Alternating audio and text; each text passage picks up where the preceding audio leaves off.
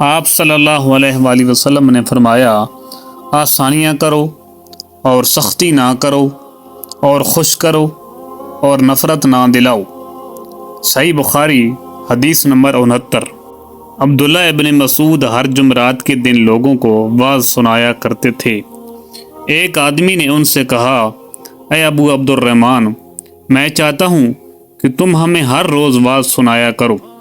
انہوں نے فرمایا، تو سن لو کہ مجھے اس امر سے کوئی چیز مانے ہے تو یہ کہ میں یہ بات پسند نہیں کرتا کہ کہیں تم تنگ نہ ہو جاؤ، اور میں واعظ میں تمہاری فرصت کا وقت تلاش کیا کرتا ہوں، جیسا کہ رسول اللہ صلی اللہ علیہ وآلہ وسلم اس خیال سے کہ ہم قبیدہ خاطر نہ ہو جائیں، واعظ کے لیے ہمارے اوقات فرصت کا خیال رکھتے تھے۔